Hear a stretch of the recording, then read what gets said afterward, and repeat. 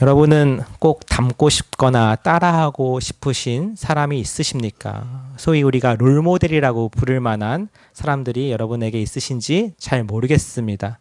만약에 그런 사람이 있다면 우리는 그를 따라서 행하기도 하고 또 그에게 배워보기도 하고 그에 대해서 더 알아보고자 할 것입니다. 그래서 어떻게 살아야 될지 고민될 때 그분의 삶이나 그분의 행동들을 보면서 아, 나는 이렇게 해야겠구나 라고 생각하실 때도 있을 수 있을 것입니다. 감사하게도 저는 최근에 그러한 목사님 또는 교회를 인도해 가는 입장에서 그러한 교회를 만나게 되어서 참 기쁘게 생각을 합니다. 사실 전에부터 마음에 있었던 교회지만 특별히 이번 주에 노회를 갔다 오면서 다시 한번 그런 확신을 갖게 되었습니다. 제 앞에 그 교회 목사님께서 우연찮게 앉으셨었는데요. 저는 굉장히 재밌었던 에피소드입니다. 노회를 하게 되면 이제 그 노회 안에 많은 교회들이 있습니다. 우리 교회가 황해노회라는 데 소속인데 한 200개 가까이 되는 교회가 있습니다. 근데 그 중에 좀 나름 상대적으로 풍성한 교회가 있을 거고 조금 부족한 도움이 필요한 교회들이 있겠죠. 대체로 많은 교회들이 후자 쪽에 속합니다. 저희도 그런 쪽으로 분류되는 교회라고 할 수 있어요. 근데 조금 여유가 있고 풍족한 교회에서 모자란 조금 도움이 필요한 교회들을 돕는 일들을 하겠죠. 근데 생각보다 많은 교회들이 그런 일을 하지 않습니다. 왜냐하면은 자기들 교회에 신경 쓰기도 바쁘니까요. 그걸 안 한다고 정지할 수 있는 건 결코 아닌데 제가 정말 그 닮고 싶은 이 교회는 그런 일을 너무 많이 열심히 잘하는 교회였습니다. 그래서 노회에서는 여러 가지 보고가 이루어지는데 재밌었던 에피소드는 이겁니다. 한 보고하시는 목사님께서 예를 들어서 이제 우리 앞으로 은혜 나눔 교회가 그렇게 되기를 바라는 마음으로 그냥 은혜 나눔 교회라고 하겠습니다. 보고를 하실 때 은혜 나눔 교회가 후원하고 도와준 교회가 너무 많아요. 그러면은 보고를 할 때 이렇게 하면 되지 않습니까? 은혜 나눔 교회 후원으로 어느 교회에 무엇을 지원하였고 어느 교회에 무엇을 지원하였고 이렇게만 얘기하면 됩니다. 그런데 이 보고하시는 분께서 약간 융통성이 없으셨는지 모든 보고 앞에다가 그 교회 이름을 다 넣는 겁니다. 은혜 나눔 교회의 후원으로 무슨 교회에 무엇을 지원하였고 은혜 나눔 교회 후원으로 근데 그게 뭐 몇 가지면은 괜찮은데 정말 한 3, 4분 동안 이어질 정도로 몇십 번을 이렇게 반복이 됐습니다. 그래서 저는 속으로 이러다가 은혜 나눔 교회 만세라도 나오겠다 싶을 정도로 너무 자주 반복하시다 보니까 그 교회를 심호하시는 제 바로 앞에 앉으셨었는데 그 목사님이 어떤 반응을 보이셨을까요? 막 이렇게 어깨에 막 힘이 들어가고 막 이러셨을까요? 점점 좀 수그러드시는 거예요. 그러다가 정말 책상 밑으로 들어가실 것처럼 너무너무 부끄러워하시는 겁니다. 그러더니 자기 옆에 앉아있는 아마 그 교회의 부목사님이셨던 것 같기도 하고 잘 모르겠어요. 누구신지 모르겠는데 그분한테 뭐라고 이렇게 쑥덕쑥덕 이렇게 얘기하시는데 그 내용은 제가 느끼기에 이런 것 같았습니다. 듣진 못했어요. 아, 도대체 왜 교회 이름을 계속 얘기하는 거야? 이런 느낌이었어요. 그러다가 중간에 그 목사님이 결국에는 그게 너무 민망하셨는지 중간에 나가시더라고요. 나가시고 나서 그 보고가 다 끝나고 심지어 그 보고하셨던 목사님은 우리 이 교회를 위해 박수 한번 칩시다 하고 우렁찬 박수와 함께 끝났어요. 그 화려했던 시간이. 그리고 나서야 다시 들어오시더라고요. 그 모습도 굉장히 인상 깊었습니다. 어떻게 보면 하나님 앞에 계속 겸손하고자 하는 모습, 그리고 그렇게 많은 교회들을 그렇게 소리 소문 없이 도왔다고 하는 것을 보면서 우리 교회도 여전히 그 교회에 때로는 도움을 받고 있어요. 근데 그런 도움을 받는 교회로서 앞으로 우리 교회도 저 교회처럼 많은 교회를 돕고 많은 어려운 소외된 이웃들을 도울 수 있으면 얼마나 좋을까라는 생각을 했습니다. 예. 이 교회 그냥 말할 게 나쁜 게 아니잖아요. 제가 욕하는 게 아니잖아요. 서울광염교회라는 곳입니다. 조현삼 목사님 심호하시는. 그래서 교회 규모도 상당히 큽니다. 예, 뭐 몇 명인지 뭐 하여튼 몇천 명 되는 교회일 거예요. 그럼에도 불구하고 우리처럼 상가에 새 들어서 예배를 드려요. 물론 사람이 너무 많기 때문에 상가에 몇 층을 다 통째로 빌릴 수밖에 없지만 그렇게 건축할 그런 귀한 헌금으로 사람들을 돕고 그리고 후원하고 어려운 곳을 돌보는데 쓰는 것이죠. 그러니까 그렇게도 많은 일을 유익한 일을 많이 할 수 있더라고요. 바라기는 우리 은혜 나눔 교회도 그런 일들을 많이 감당할 수 있으면 참 좋겠습니다. 그래서 이렇게 우리가 닮아갈 수 있는 교회 또는 내가 닮고자 하는 사람이 있다는 것은 우리가 살아가는데 큰 도움을 줍니다. 그로 말미암아 우리가 어떻게 살아가야 될지를 보여주는 하나의 기준이자 이정표가 되기 때문이죠. 오늘 말씀에서도 우리에게 그러한 가르침을 주고 있다고 볼 수 있습니다. 특별히 오늘 이 말씀 통해서 우리가 무엇을 따라서 어떻게 살아야 될지를 배우시는 또 깨달으시는 귀한 시간 되기를 주님의 이름으로 축복합니다. 네, 16절 한번 같이 읽어보겠습니다. 시작. 내가 이르노니 너희는 성령을 따라 행하라. 그리하면 육체의 욕심을 이루지 아니하리라. 아멘. 자, 오늘 설교 제목이 성령을 따라 행하라 라는 것입니다. 근데 제가 한 주간 정말 고민 많이 했습니다. 이 성령을 따라 행하라는 것, 말씀 너무 좋고 아멘이고, 근데 정말 성령을 따라 행한다는 건 무엇일까? 제가 한 주간 정말 고민하면서 나름 성령을 따라 살아보려고 애쓰고 오늘 여러분께 나눕니다. 이것이 전부는 아닐 수 있겠습니다만 분명 하나님께서 우리에게 원하시는 삶은 바로 이 성령을 따라 행하는 삶에 있다는 것을 확신하면서 나누기를 원하는 것이죠. 근데 이 성령을 따라 행하라고 했을 때 이어지는 첫 번째 말씀은 뭐냐? 그리하면 육체의 욕심을 이루지 아니한다는 것입니다.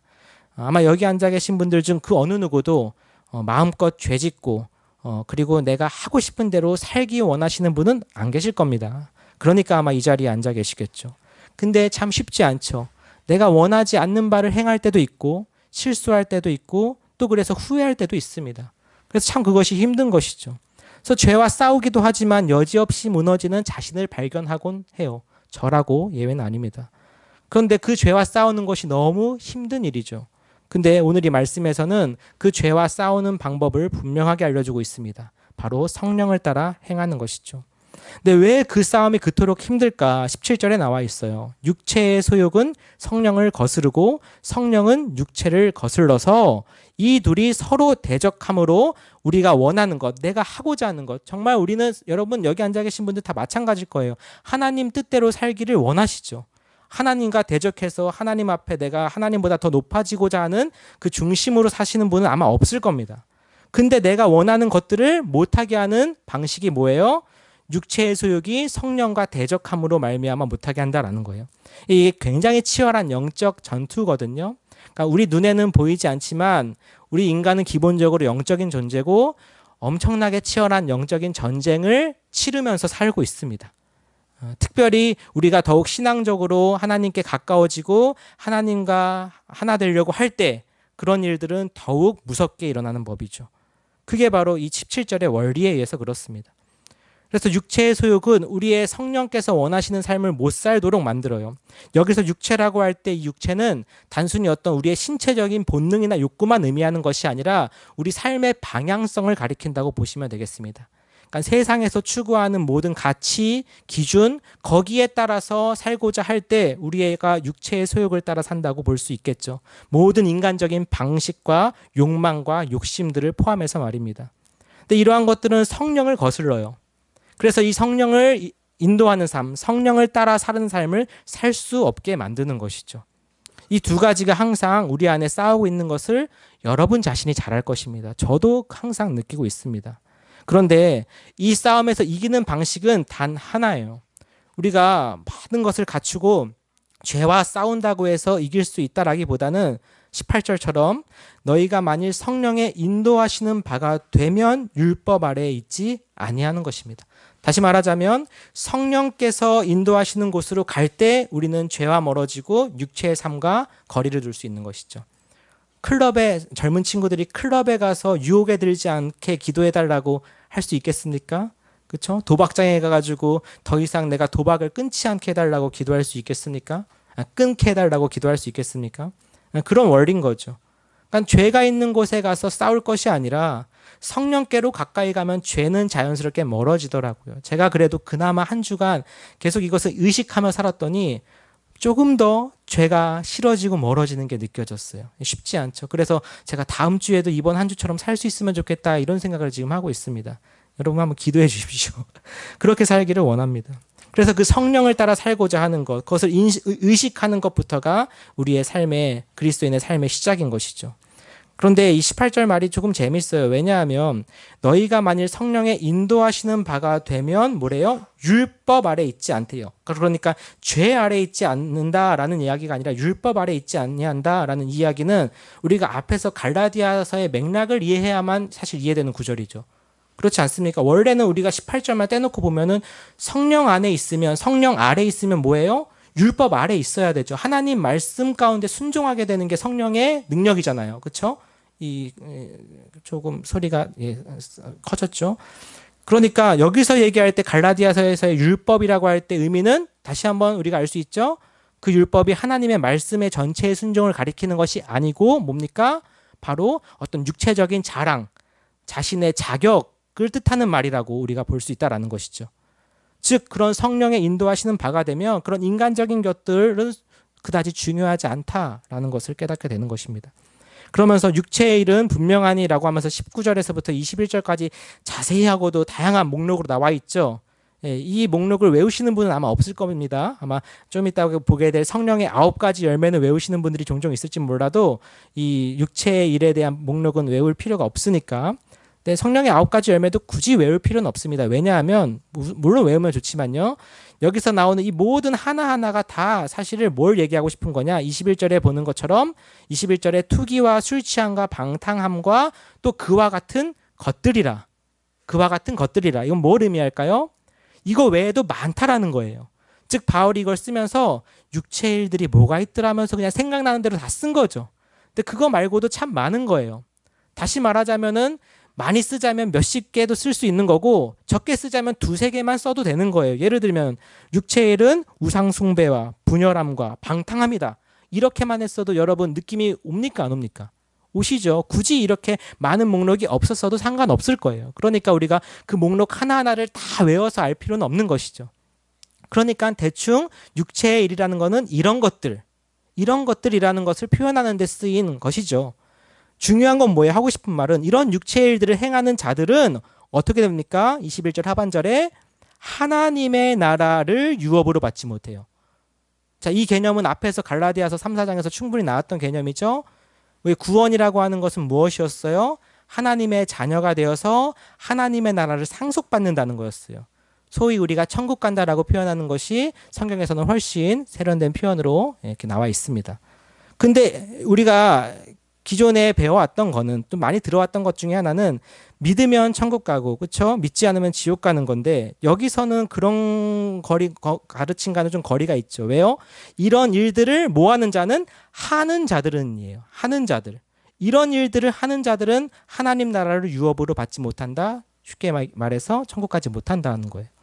그러니까 우리 하나님께서 우리에게 보시는 것은 믿음을 보시지만 그 믿음을 가지고 어떻게 살았는가 하는 걸 보신다는 거죠. 이게 중요하죠. 저는 이런 말 할 때마다 저는 사실 좀 무서워요. 내 삶이 그렇게 중요하다라는 것을 깨닫기 때문에 그렇죠. 그래서 교회에 다니면서도 여러분 여기 나와 있는 이 육체의 일들, 이 다양한 목록들의 일을 할 수 있을까요? 교회 다니면 이런 일 절대 안 할까요? 여러분이 답을 더 잘 하실 겁니다. 그렇죠? 그런 사람들에게는 하나님의 나라가 유업으로 주어질 수 없어요. 열심히 나와서 종교적인 겉모습은 갖췄을지 몰라도 정작 삶에서는 이와 같은 육체의 일로 가득 찼다면 누가 그 사람을 믿음의 자녀로 보겠습니까? 우리가 봐도 아닌데 하나님은 더 하시겠죠. 자, 그렇다면 우리가 추구해야 될 삶은 어디 있어요? 바로 성령의 삶 22절에 있죠. 여기 가면은 참 우리가 잘 아는 구절이죠. 한번 같이 보겠습니다. 22절, 23절 한번 같이 읽어볼까요? 이 부분은 시작.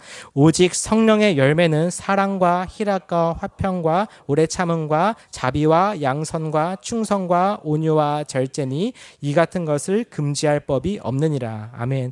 우리 소위 성령의 9가지 열매 해서 많이 알려져 있는 부분이고 아마 외우시는 분들 분명 있을 겁니다. 외우면 좋습니다. 근데 이것도 마찬가지예요. 뭐냐면 이 같은 것이라고 했으니까 사실 성령의 열매는 이것 말고도 더 얼마든지 있을 수도 있어요. 그렇죠? 근데 줄여서 쓰면 줄여서 쓸 수도 있습니다. 사랑과 자비와 온유다라고 해도 상관없어요. 그러니까 여기서도 마찬가지로 성령의 열매로 떠오르는 것들을 바울이 몇 가지 적어놓은 것이지 대체로 말하고 싶은 것은 성령의 열매는 이런 것들이다라는 거예요. 여러분 몇 개 보면 또 느낌 오시잖아요. 근데 그중에 가장 대표적인 게 뭘까요? 바로 첫 번째로 나온 사랑이죠. 사랑. 이 사랑에 관해서 꾸준히 지금 바울은 이야기해 왔어요. 사랑으로 서로 섬기라고요. 사랑으로 서로 종노릇하라고요. 그리고 그 성령의 첫 번째 열매, 첫 번째 열매라기보단 가장 중요한 그 열매는 무엇입니까? 바로 이 사랑인 것이죠. 그리고 나머지 나와 있는 이 모든 성령의 열매의 목록들은 사실 사랑한다면 나타나는 것들이죠. 사랑하면 기뻐하죠. 사랑하면 오래 참죠. 사랑하면 충성하겠죠. 사랑하면 온유하겠죠. 사랑하면 참을 수 있겠죠. 이게 다 사랑의 특징 아니겠습니까? 그러니까 앞에서도 온 율법은 내 이웃을 내 이웃과 같이 내 이웃을 내 몸과 같이 사랑하라 하신 하나의 말씀에서 이루어졌다라고 한 것이 이런 사랑의 특징인 것이죠. 그래서 무엇보다 오늘날 우리가 갖춰야 될 것, 회복해야 될 것 바로 사랑이라고 제가 지난 시간에 말씀드리지 않았습니까? 그래서 한 주간 사랑하는 삶을 살기 위해 노력하셨는지 한번 또 돌아보셨으면 좋겠습니다.